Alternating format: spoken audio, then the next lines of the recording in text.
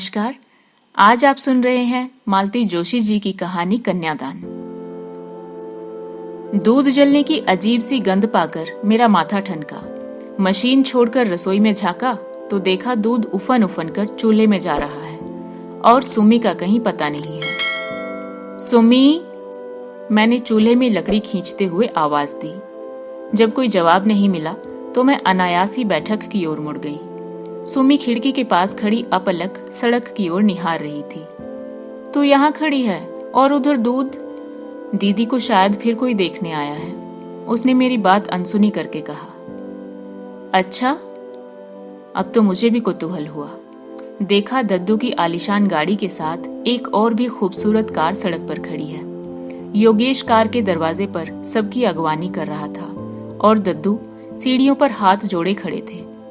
जब सब लोग साथ वाले मकान में अदृश्य हो गए तो मैं वापस मशीन पर आकर बैठ गई। सुमी भी मेरे साथ चली आई, पर अब सिलाई में मन नहीं लग रहा था।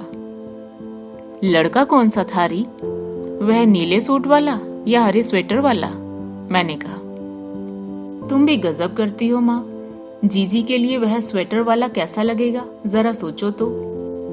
सुमी ठीक ही कह रही थी। राजी के 5.5 फुटी कद के सामने अच्छे अच्छे लड़के भी बोने लग उठते थे। कितनी ही जगह सिर्फ इसी कारण रिश्ता नहीं हो सका था। तब से लड़के की ऊंचाई का खास ध्यान रखा जाता था। सोचते सोचते मन हठात उदास हो आया। 2 साल पुरानी वह बात याद आ गई। कितना अच्छा घर था। लड़का इंजीनियर, बाप डिप्टी कमिश्नर। ऊंचाई 5 फुट 8.5 इंच थी। फिर भी राजी के सामने जरा सा लग रहा था और राजी ने मना कर दिया था। दूसरे दिन योगेश घर पर आया था। पहले तो उसने राजी को खूब कोसा था, फिर बोला, चाचा जी, इतना अच्छा लड़का हाथ से जाने देना नहीं चाहते पिताजी। उन्होंने कहा है कि सुमी के लिए बातचीत कर ली जाए। अभी 2 दिन और वे लोग शहर ही में हैं। देखने दिखाने का कहें तो इंतजाम हो भी सकता है। मेरे मुंह में तो जैसे पानी भर आया। बड़ी आशा से सुमी के पिताजी की ओर देखा, पर इन्होंने बड़ी विद्रूप मुस्कुराहट के साथ कहा था, योगेश, अपने पिताजी से कहना अपनी बेटी की झूठन यहाँ ना भेजें। सुमी का बाप अभी जिंदा है। योगेश अपना सा मुंह लिए लौट गया था।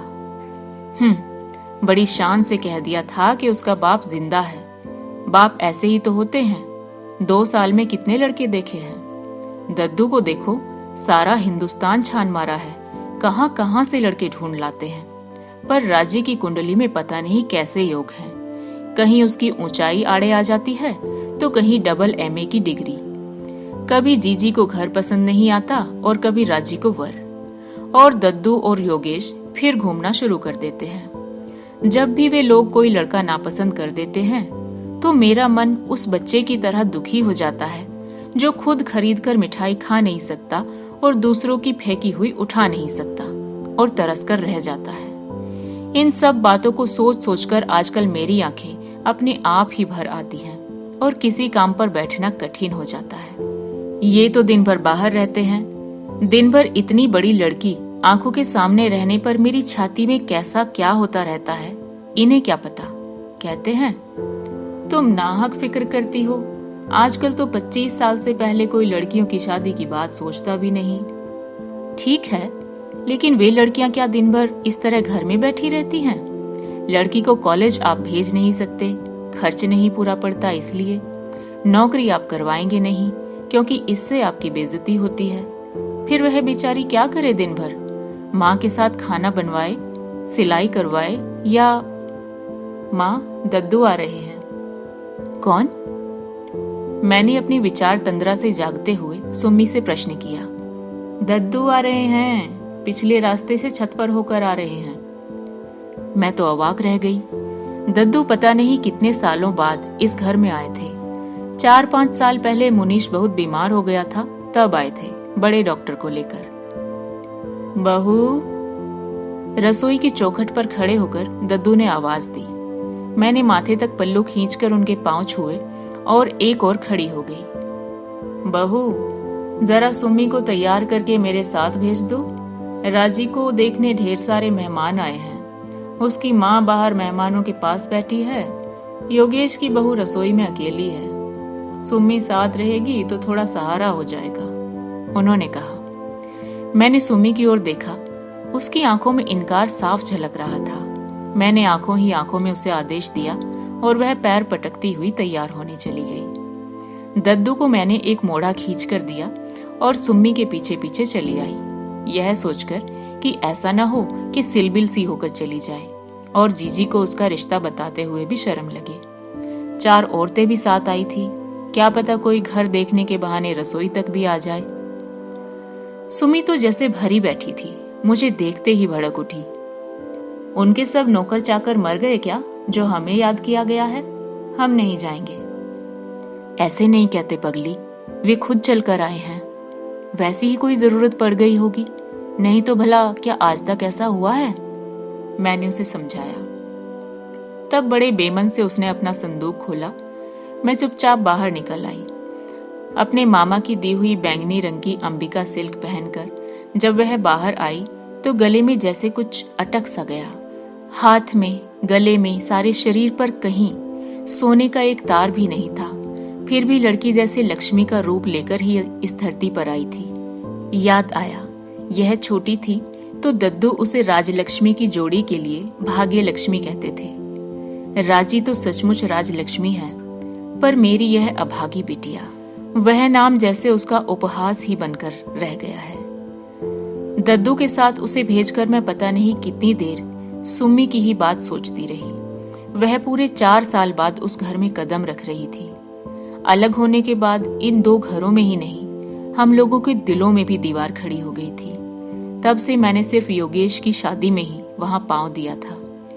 उस समय भी उपेक्षा, अपमान और तिरस्कार की ऐसी सौगात पाई थी कि दोबारा जाने की इच्छा ही न हुई थी। फिर भी मैं होली, दिवाली, दशहरा और संक्रांति पर बच्चों को बड़ों के पैर छूने भेजती। राखी, भाई दूज पर लड़कों को अवश्य भेजती, जिससे कोई यह न कहे कि देने के डर से मुंह छिपा गए हैं। दिया हुआ सब दुगुना करके योगेश, लोकेश, सुम्मी के बहाने लौटा जाते। अजीब से संबंध हो गए थे, न छोड़ते बनता था न निभाते। जैसे जैसे बच्चे बड़े होते गए, समझने लगे कि उस घर में वे लोग हिकारत से देखे जाते हैं। सबसे पहले सुम्मी ने वहां जाने से इनकार किया। दूसरे वर्ष मुनीश ने भी उसका अनुकरण किया। गिरीश और नीतीश तो अभी छोटे थे, पर इस साल से हरीश भी विद्रोही दल में शामिल हो गया था। और कोई बुलाने आता तो सुम्मी तो आज भी न जाती। पर दद्दू की बात और थी, उनकी बात टाली नहीं जा सकती थी। उनके लिए तो सबके मन में एक ऊंचा आसन है। बंटवारे के बाद भी उस स्थिति में फर्क नहीं आया। ये मुंह से चाहे जो भी कहते रहे, दद्दू की बात टाल दें, ऐसा साहस उनका भी नहीं था। और झगड़ा दद्दू से था ही कब? बैर तो देवर भाभी के बीच था। दद्दू उतने ही निरीह थे जितनी की मैं, और इस रोज रोज की खटपट से उतने ही त्रस्त भी। जीजी यह देखकर चिढ़ती थी कि लाला जी दिन भर बैठकर ताश खेलते हैं या सिगरेट फूकते हैं, खानदानी कारोबार में जरा भी हाथ नहीं बटाते। साल 2 साल बाद घर में एक प्राणी की वृद्धि करना ही उनके पुरुषार्थ की सीमा है। देवर को यह कोफ्त होती थी कि भाभी ठसक किसे दिखाती हैं, वे किसी और का नहीं अपने बाप का माल खा रहे हैं। पर कौन समझाता कि बाप की कमाई कोई जिंदगी भर बैठकर नहीं खा सकता, और दद्दू ना होते तो घर की ईंटें तक बिक गई होती। और फिर एक दिन विस्फोट हो ही गया था। कारण चाहे जो भी रहा हो, सालों से सुलगती आग को बाहर आने का मौका मिल गया। कहीं अनकहीं सारी उस दिन जवान पर आ गई थी, और यह बात भी कि अब आगे साथ रहना नहीं हो सकता। दद्दू उस दिन भी बिल्कुल शांत बने रहे। तूफान थमने के बाद भाई को बुलाकर उन्होंने नगदी, सोना, चांदी सबका बराबर हिस्सा संभलवा दिया। नाप जोख करके मकान 2 हिस्सों में बांट दिया। नई सड़क पर एक नई फैंसी क्लॉथ की दुकान दे दी थी।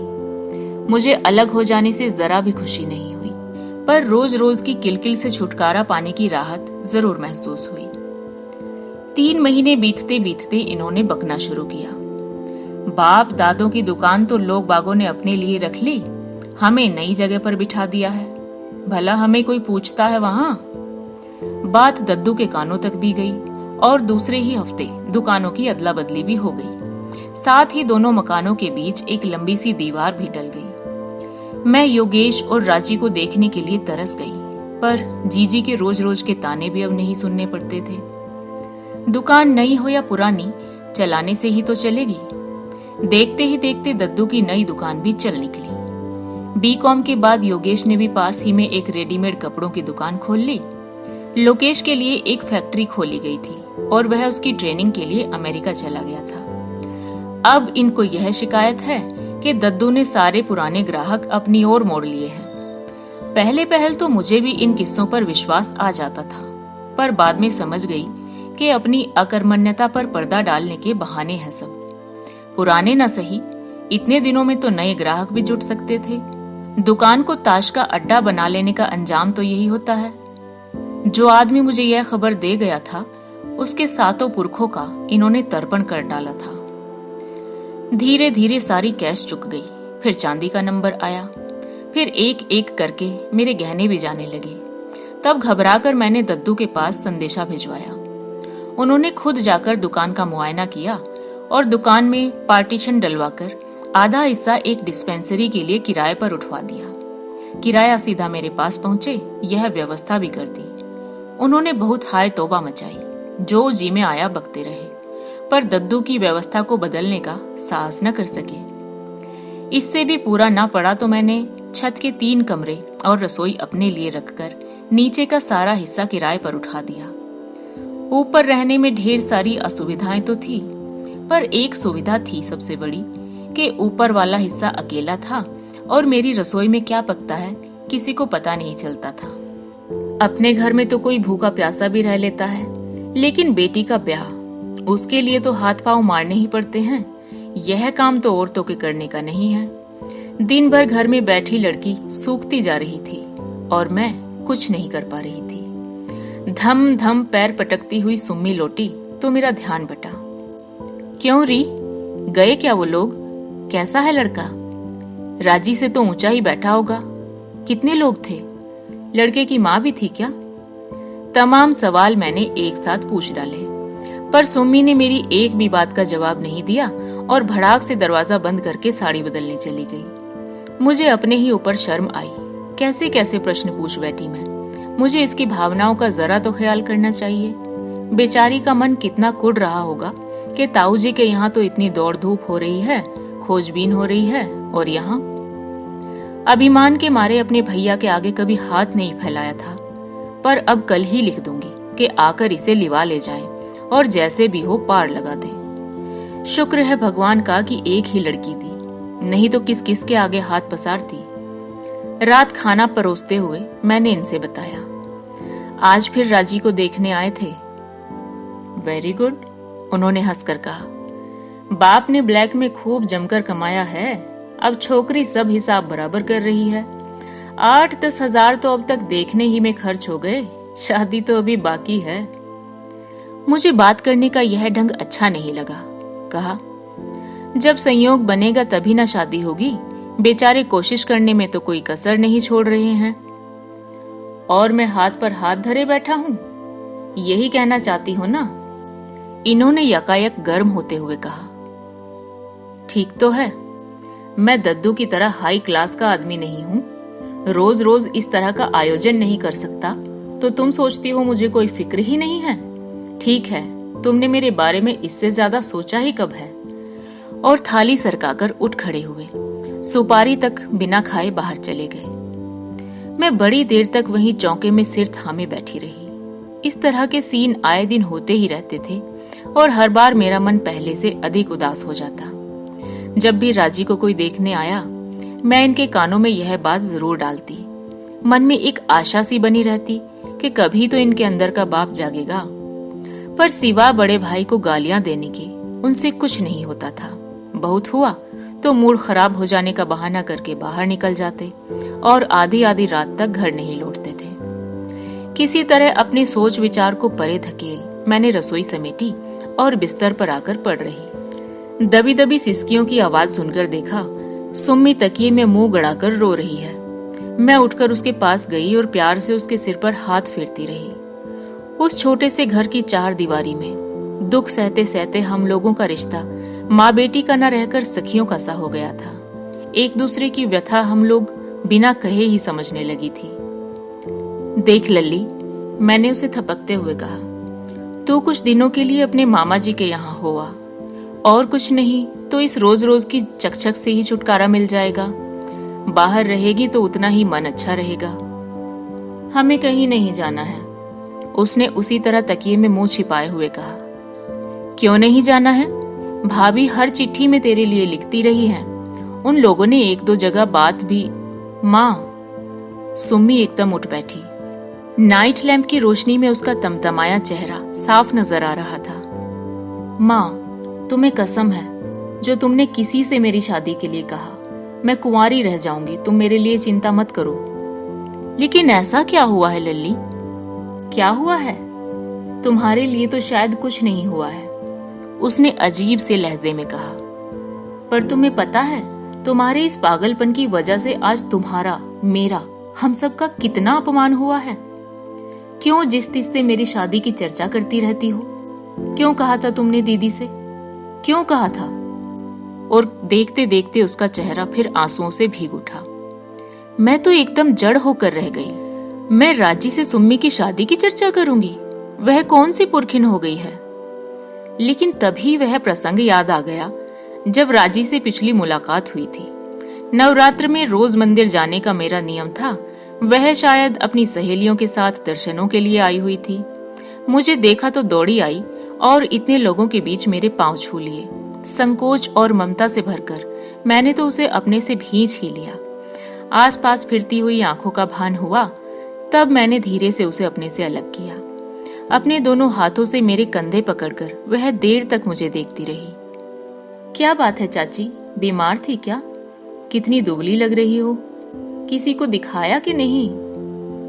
देखते देखते वह बचपन वाली राजी बनी जा रही थी और मुझे रोना आ रहा था।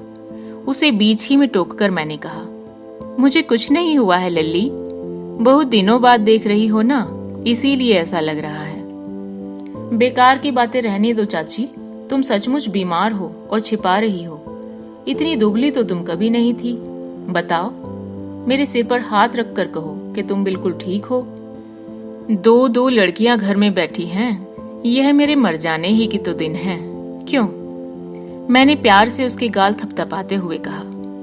यही तो अन्याय है। सारी चिंता तुम लोग अपने सिर पर ले लेती हो और फिर लड़कियों की हालत देखो क्या हो जाती है। और उसने अपने भरे पूरे शरीर की ओर देखकर मुंह बिचका दिया।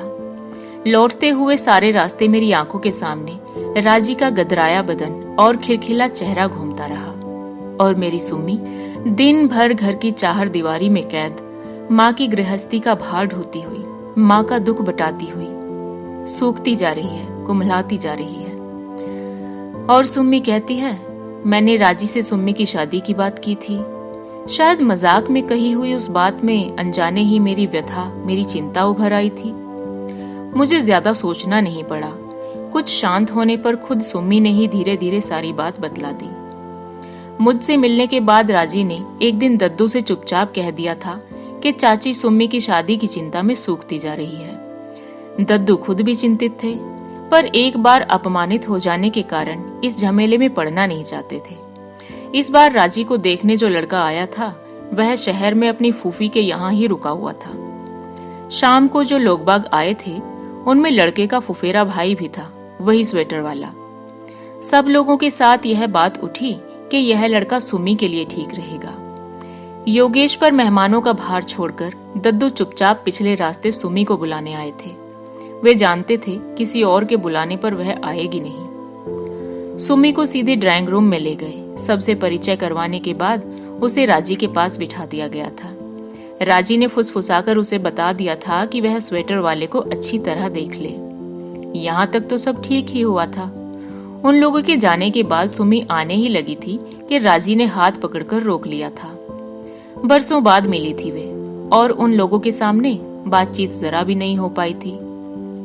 गपशप और नाश्ते में दोनों बहनें डूबी हुई थी कि सामने वाले कमरे से सास बहू की बातचीत सुनाई दी। लड़की तो लाकर दिखा दी, पर यह भी सोचा है कि कितनी ऊंची उड़ान है, जीजी कह रही थी। लेना देना तो अलग, उन लोगों के रुतबे के लायक इत्रपान भी हो सकेगा। वे दिन गए जब लोग खानदान भर देखकर लड़की ब्याह लेते थे। तो परवाह क्या है माताजी, योगेश की बहू ने कहा। जब ताऊ जी ने इतना कर दिखाया है तो शादी कर पाने का जिम्मा भी उन्हीं का रहा। दद्दू शायद आसपास ही कहीं थे, गरज कर बोले, बहू, शादी का खर्च चाहे सुम्मी के ताऊ जी उठाएं या उसके पिताजी, तुम्हारे पीहर से कुछ नहीं मांगेंगे, इत्मीनान रखो। इसके आगे सुम्मी नहीं सुन सकी थी और राजी का हाथ छुड़ाकर भाग आई थी। सारी बात सुनकर समझ में नहीं आया कि मुझे खुश होना चाहिए या उदास। दद्दू के लिए जरूर श्रद्धा उमड़ आई। अपनी लाडली नाजों पली बहू को आज उन्होंने मेरी सुम्मी के लिए कठोर शब्द कहे थे। यह जानकर खुशी तो बहुत हुई, पर डर भी लगा। उस घर का वातावरण इस घटना के बाद कैसा होगा, इसकी कल्पना की जा सकती थी। गनीमत थी कि नीचे वाली नर्स बाई इन दिनों छुट्टी पर थी, नहीं तो घर में तूफान उठे बिना नहीं रहता। नर्स बाई जानती थी कि देवर भाभी को लड़वाना कितना आसान है। मुफ्त का तमाशा देखने में किसी को क्या एतराज हो सकता है। 5-6 दिन बाद योगेश आया। चाचा जी तो घर पर नहीं हैं, उसने बाहर ही से पूछ लिया था। चाची, उन लोगों का संदेश आ गया है, उन्हें सुम्मी पसंद आ गई है। आप लोग क्या कहते हैं बताइए, उसने बैठते ही शुरू किया। खुशी के मारे मैं मूक सी हो गई। उसने मेरी चुप्पी का दूसरा अर्थ लेते हुए कहा, लड़का जल्दी से आपको दिखाया नहीं जा सका, लेकिन वे लोग यहीं के हैं, किसी भी दिन देख आइएगा। फोटो ये रहा। लड़का डॉक्टर है, प्रैक्टिस अभी जमी तो नहीं है, पर पिता की रेपुटेशन अच्छी है, जल्दी ही चलने लगेगी। आपने डॉक्टर अवध बिहारी का नाम सुना है ना, उसी का लड़का है। लड़का तो अच्छा है भैया, फिर दद्दू खराब थोड़े ही देखेंगे। ये आप कह रही हैं, हमारे यहाँ आकर सीखिए नुक्स कैसे निकाले जाते हैं, उसने कहा। क्यों, क्या हुआ? लड़का तो अच्छा था, मैंने खिड़की से देखा था। मैंने अपनी ताक झांक वाली बात कह दी और झेप गई, पर योगेश अपनी ही धुन में था। बोला, इस बार जानती है क्या बात हुई? लड़के का इंटेलेक्चुअल स्टैंडर्ड नहीं जमा मेम साहब को। वह मिलिट्री का जवान है, बीएससी पास है, पर इनकी तरह लेक्चर नहीं झाड़ता ना, इसी से इन्हें पसंद नहीं आया। मैंने तो चाची आज ही 2 दर्जन जूतों का ऑर्डर दे दिया है। राजी पर इतना गुस्सा आया। पिता और भाई 5 साल से परेशान हो रहे हैं, पर इनके मिजाज ही नहीं मिलते। मेरी सुम्मी किसी दशा होती तो पता चलता। रात मैंने किस उत्साह से इन्हें यह खबर सुनाई। इस बार झूठन वाला मामला नहीं था, लड़का सुम्मी के लिए ही देखा गया था। फिर भी इन्हें बिगड़ना था, सो बिगड़े भी।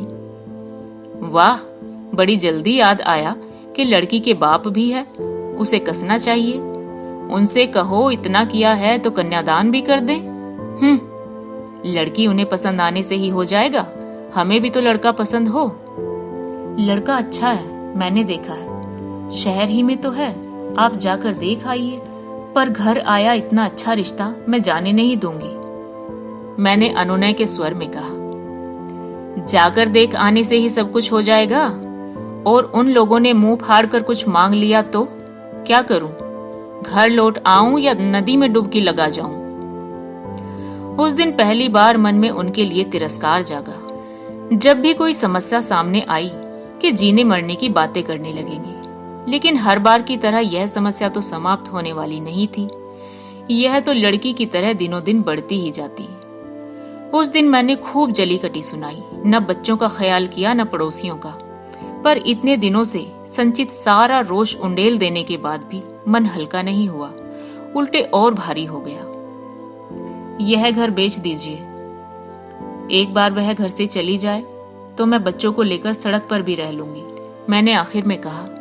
पर कहते हुए ही याद आया, यह घर भी कहाँ अपना था, आधे से ज्यादा तो रहन पर पड़ा था। थक हार कर मैं जाकर अपने बिस्तर पर लेट रही। क्या पाप किया था मैंने, जो जिंदगी भर इस अकर्मण्य आदमी के पल्ले बंध गई थी।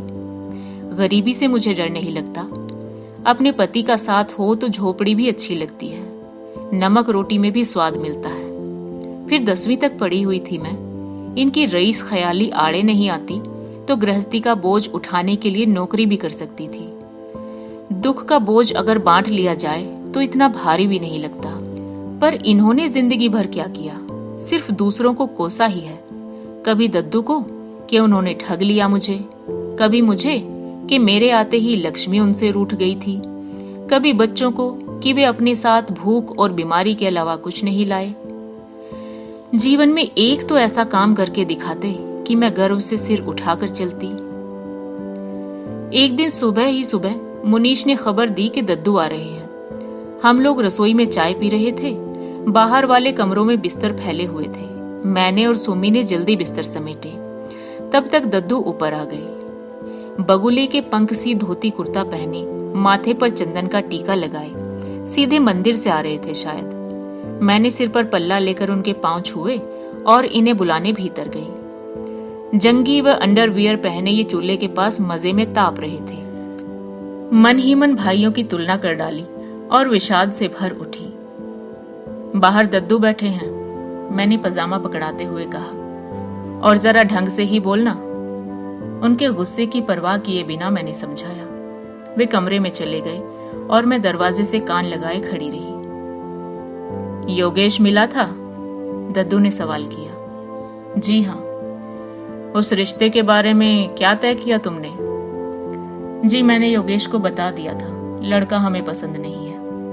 मैं तो दंग रह गई। इन्होंने बाहर ही बाहर इस तरह जवाब भी दे दिया और मुझे बताया तक नहीं। दुख और क्रोध से मेरा सारा शरीर कांपने लगा। उधर दद्दू ने प्रश्नों की झड़ी लगा रखी थी। किसे पसंद नहीं है? तुम्हें, बहू को या सुम्मी को? नापसंद करने जैसा उसमें क्या है? रंग रूप, विद्या बुद्धि, कुल गोत्र, किस चीज में तुम्हें दोष नजर आया? जीवन में पहली बार मैंने दद्दू के सामने बोलने का साहस जुटाया। जी, लड़के में तो रत्ती भर भी दोष नहीं है, लेकिन इतने ऊंचे घर में संबंध करने में संकोच हो रहा था। इसी से। तो हमारा घर नीचा है? दद्दू गरजे। रही दान दहेज की बात, तो कोई उनके दरवाजे तक गया भी है पता करने? वे दान दहेज ना भी लें तब भी यह शादी नहीं हो सकती। मेरी इतनी हैसियत नहीं है। बड़ी देर बाद उन्होंने मुंह खोला। तुम अगर सोचते हो कि कोई सुपारी नारियल के साथ तुम्हारी बेटी ब्याह ले जाएगा तो भैये, हिंदुस्तान में अभी 50 साल तक वह दिन नहीं आएगा, दद्दू ने कहा। जी, मैं चाहता भी नहीं कंगालों की तरह शादी करना, बस जरा सुविधा जुटा रहा हूं। तुम जिस तरह से सुविधा जुटा रहे हो, उसके इंतजार में तो लड़की बूढ़ी हो जाएगी। भैये, फूस की आग पर तापना बड़ा मुश्किल है।